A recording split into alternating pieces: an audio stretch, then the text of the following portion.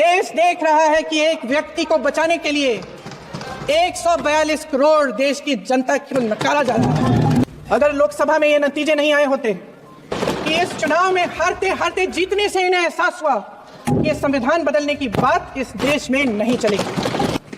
ये वादा एक सुरक्षा कवच है जिसको तोड़ने का काम शुरू हो चुका है। लैटरल एंट्री और निजीकरण के जरिए ये सरकार आरक्षण को कमजोर करने का काम कर रही है। अगर लोकसभा में ये नतीजे नहीं आए होते तो ये संविधान बदलने का काम भी शुरू कर लेते। सच्चाई ये है अध्यक्ष महोदय कि आज संविधान बार बार इसलिए कह रहे हैं क्योंकि इस चुनाव में इनको पता चल गया कि इस देश की जनता ही इस संविधान को सुरक्षित रखेगी। कि इस चुनाव में हारते हारते जीतने से इन्हें एहसास हुआ कि ये संविधान बदलने की बात इस देश में नहीं चलेगी। आज जनता की मांग है कि जाति जनगणना हो। सत्ता पक्ष के मेरे साथी ने इसका जिक्र किया। ये जिक्र भी आज इसलिए हो रहा है क्योंकि चुनाव में ये नतीजे आए। ये जाति जनगणना इसलिए जरूरी है ताकि हमें पता चले कि किसकी क्या स्थिति है और नीतियां उस हिसाब से बने। इनकी गंभीरता का प्रमाण ये है कि जब चुनाव में पूरे विपक्ष ने जोरदार आवाज उठाई कि ये जाति जनगणना होनी चाहिए तो इनका जवाब देखिए। इनका जवाब भैंस भाग भैंस चुरा लेंगे, मंगलसूत्र चुरा लेंगे। इनका ये जवाब था। ये गंभीरता है इनकी जाति जनगणना पर। महोदय, हमारे संविधान ने आर्थिक न्याय की नींव डाली, किसानों गरीबों और को जमीन बांटी, भूमि सुधार किया, जिसका नाम लेने से कभी कभी आप झिझकते हैं और कभी कभी उनका नाम धड़ाधड़ इस्तेमाल किया जाता है अपने आप को बचाने के लिए। उन्होंने HAL, BHEL, SAL, GAIL, ONGC, NTPC, railways, IIT, IIM, oil refineries, तमाम PSU बनाए। अध्यक्ष महोदय, उनका नाम पुस्तकों से मिटाया जा सकता है, उनका नाम भाषणों से मिटाया जा सकता है, लेकिन जो उनकी भूमिका रही इस देश की आज़ादी के लिए और इस देश के निर्माण के लिए, वो इस देश से कभी मिटाया नहीं जा सकता। 75 सालों में जनता का भरोसा रहा कि नीतियां बनेंगी तो जनता की भलाई के लिए बनेंगी। जल जंगल जमीन का अधिकार मिला आदिवासी भाई बहनों को। इंदिरा जी ने बैंकों का राष्ट्रीयकरण करवाया, खदानों का राष्ट्रीयकरण कराया। कांग्रेस और यूपीए की सरकारों में शिक्षा का, भोजन का अधिकार मिला। 75 सालों में जनता का भरोसा मिला। पहले संसद चलती थी तो जनता की उम्मीद होती थी कि सरकार महंगाई और बेरोजगारी पर चर्चा करेगी, कोई उपाय निकालेगी, कोई रास्ता निकालेगी। लोग मानते थे कि अगर कोई नई आर्थिक नीति बनेगी तो देश की अर्थव्यवस्था को मजबूत बनाने के लिए बनेगी, तो भारतीय बाजार को मजबूत बनाने के लिए बनेगी, उनके भविष्य को मजबूत बनाने के लिए बनेगी। किसान और आदिवासी भाई बहन भरोसा करते थे कि यदि जमीन के कानून में संशोधन होगा तो उन्हीं की भलाई के लिए होगा। आप नारी शक्ति की बात करते हैं। आज चुनाव की वजह से शायद इतनी बातचीत हो रही है नारी शक्ति के बारे में, क्योंकि हमारे संविधान ने महिलाओं को यह अधिकार दिया, उनकी शक्ति को परिवर्तित किया वोट में। और आज आपको पहचानना पड़ रहा है कि महिलाओं के बिना, कि नारी शक्ति के बिना ये सरकारें नहीं बन सकती हैं। इसीलिए आज आप नारी शक्ति की बातें दोहरा रहे हैं। जो आप नारी शक्ति का अधिनियम लाए हैं उसको लागू क्यों नहीं करते? वो 10 साल बाद लागू क्यों होगा? क्या आज की नारी 10 साल इंतजार करेगी उसके लागू करने के लिए? क्या बात है, क्या बात है।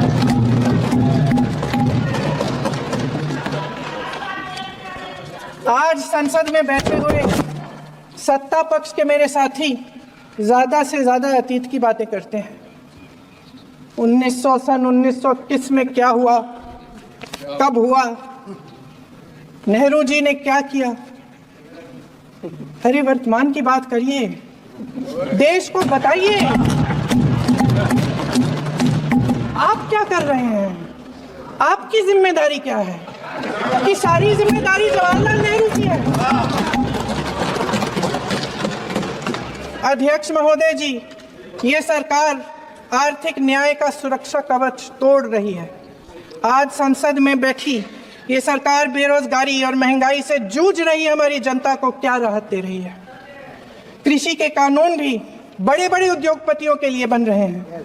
सही एमएसपी को छोड़िए, डीएपी तक नहीं मिल रहा है।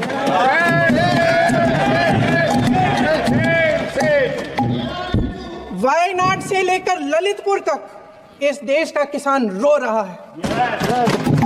आपदा आती है तो उसको कोई राहत नहीं मिलती। भगवान भरोसे है आज इस देश का किसान, उसको छोड़ दिया गया है। आज हिमाचल में देखिए, जितने भी कानून बने हैं वो सब बड़े बड़े उद्योगपतियों के लिए बन रहे हैं। हिमाचल में जो सेब उगता था, उसके जो छोटे छोटे किसान हैं वह रो रहे हैं, क्योंकि एक व्यक्ति के लिए सब कुछ बदला जा रहा है। सुनने की हिम्मत रखो। मैं अध्यक्ष महोदय जी, अध्यक्ष महोदय जी,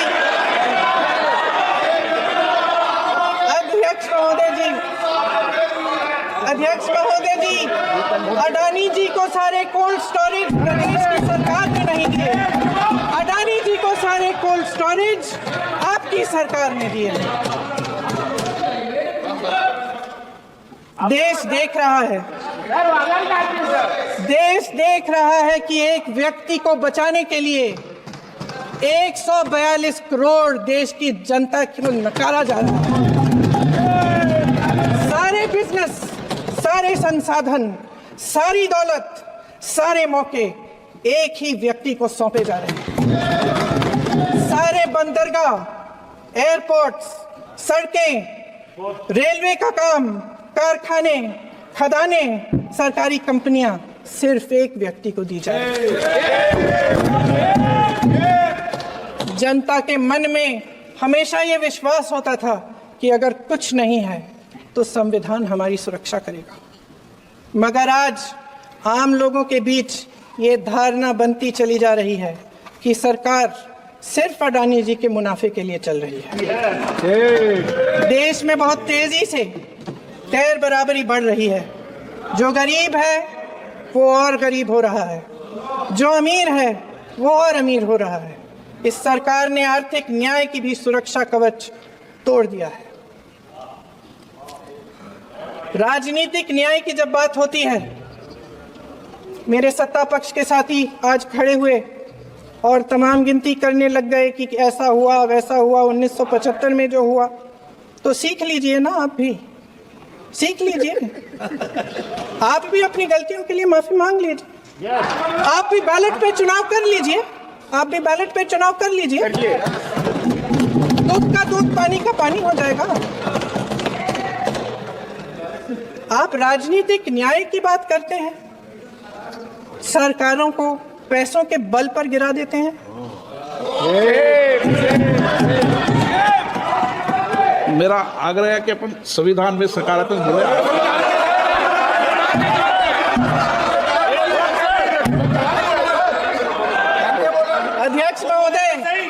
अध्यक्ष महोदय, सत्ता पक्ष के हमारे साथी ने एक उदाहरण दिया उत्तर प्रदेश की सरकार का, तो मैं भी एक उदाहरण दे देती हूँ। महाराष्ट्र की सरकार का मैं भी एक उदाहरण दे देती हूँ। हिमाचल की सरकार को तोड़ने की कोशिश किसने की? पैसों के बल पे की।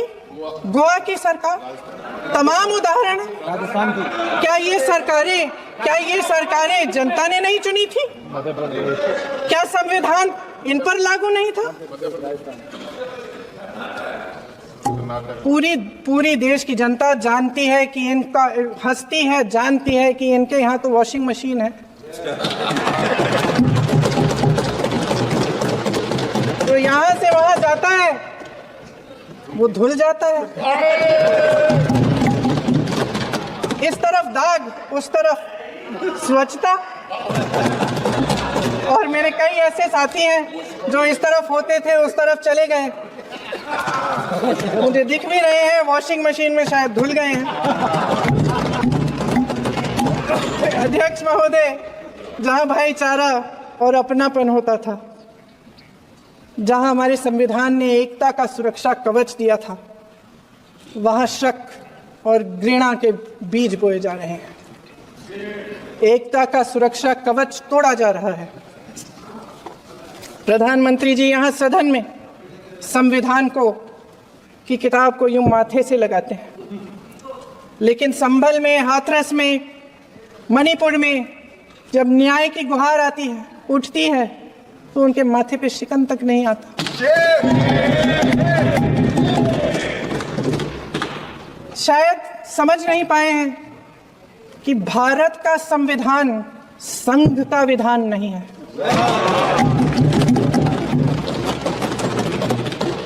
भारत के संविधान ने हमें एकता दी, हमें आपसी प्रेम दिया।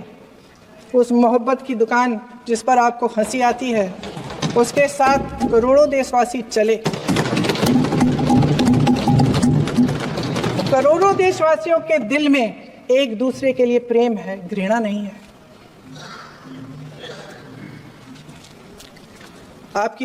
इनकी जो विभाजनकारी नीतियां हैं, उसका नतीजा हम रोज देखते हैं।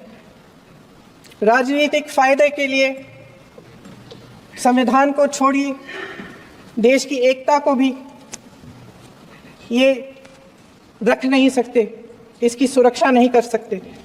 हमने संभल में देखा, मणिपुर में देखा। दरअसल इनका कहना है कि अलग अलग इस देश के अलग अलग हिस्से हैं,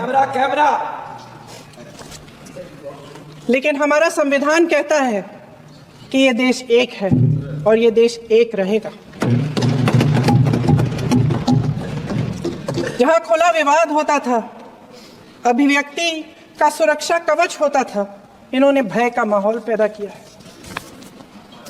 सत्ता पक्ष के मेरे साथी अक्सर 75 सालों की बात करते हैं, लेकिन इन 75 सालों में ये उम्मीद, आशा, ये अभिव्यक्ति की ज्योति कभी थमी नहीं, कभी बुझी नहीं। इस देश की जनता ने खुलकर आलोचना की, निडर होकर धरने किए, प्रदर्शन किए। जब जब जनता नाराज हुई, तब तब सत्ता को ललकारा, उसे चेतावनी दी, बड़े से बड़े नेताओं को कटघरे में खड़ा किया, उनसे जवाब मांगा, न्याय मांगा। इस देश के छोटे छोटे से नुक्कड़ की दुकानों में, चाय की दुकानों में, इस देश के घरों में, गलियों में, मोहल्लों में, अखबारों में, प्रकाशन घरों में, न्यायपालिकाओं में चर्चा कभी बंद नहीं हुई। लेकिन आज ये माहौल नहीं है। आज जनता को सच बोलने से डराया जाता है, धमकाया जाता है। पत्रकार हो या विपक्ष का नेता हो या किसी यूनिवर्सिटी का प्रोफेसर हो, छात्र संघ हो या कर्मचारियों का संगठन हो, सबका मुंह बंद कराया जाता है। किसी पे ईडी, किसी पे सीबीआई, किसी पे इनकम टैक्स, फर्जी मुकदमे लगवाए जाते हैं, जेल में डाल दिया जाता है, विपक्षी नेताओं को जेल में डाल दिया जाता है, उनको सताया जाता है। किसी को नहीं छोड़ा इस सरकार ने। देशद्रोही कह के उत्तर प्रदेश में मुझे याद है कुछ अध्यापिकाएं प्रदर्शन कर रही थी, उन पर मुकदमा डाल दिया देशद्रोही का, उन्हें देशद्रोही कह दिया। इन्होंने देश का पूरा माहौल भय से भर दिया है। इनकी मीडिया की मशीन झूठ फैलाती है, तरह तरह के आरोप लगाती है, और शायद वह भी भय में ही है।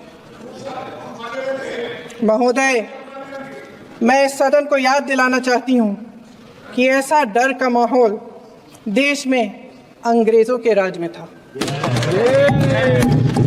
जब इस तरफ बैठे हुए गांधी की विचारधारा वाले लोग आज़ादी की लड़ाई लड़ रहे थे, और उस तरफ वाली विचारधारा वाले लोग भय में रहकर अंग्रेजों के साथ साठगांठ कर रहे थे। लेकिन अध्यक्ष महोदय, भय का भी अपना स्वभाव होता है। भय फैलाने वाले हमेशा भय का खुद शिकार बन जाते हैं। ये प्रकृति का नियम है। आज इनकी भी यही हालत हो गई है। भय फैलाने के इतने आदी हो गए हैं कि खुद भय में रहने वाले हैं, चर्चा से डरते हैं, आलोचना से घबराते हैं। कई दिनों से हम मांग रहे हैं कि चर्चा करिए, लेकिन चर्चा करने की हिम्मत ही नहीं है।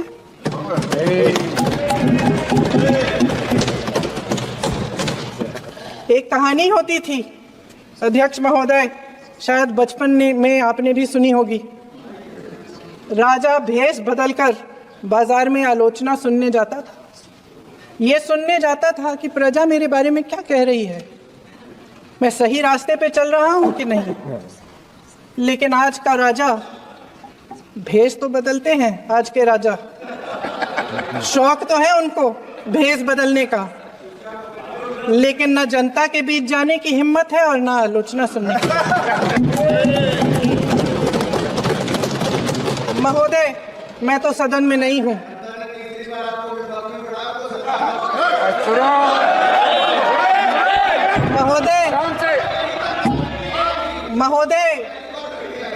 महोदय, जनता में बहुत विवेक है, ये सही है।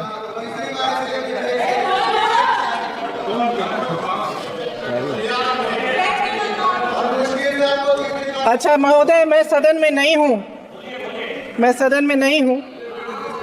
कुछ हाँ ठीक है, मैं सदन में नहीं हूँ, मात्र 15 दिनों से आ रही हूँ। लेकिन मुझे ताज्जुब होता है कि इन 15 दिनों में इतनी बड़े इश्यूज हैं, इतनी बड़ी बातें हैं। प्रधानमंत्री जी मात्र एक दिन के लिए, शायद 10 मिनट के लिए दिखे हैं।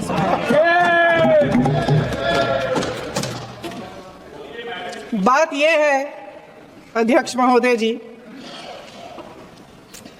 कि ये देश भय से नहीं, साहस और संघर्ष से बना है। इसको बनाने वाले देश के किसान, जवान, देश के करोड़ों मजदूर और गरीब जनता है। संविधान इनको साहस देता है। मेहनती मिडिल क्लास है।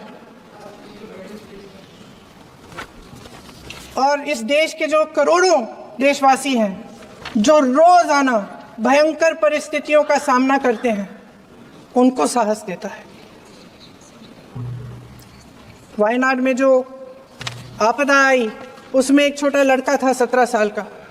6 घंटों के लिए उसने अपनी माँ को बचाने की कोशिश की।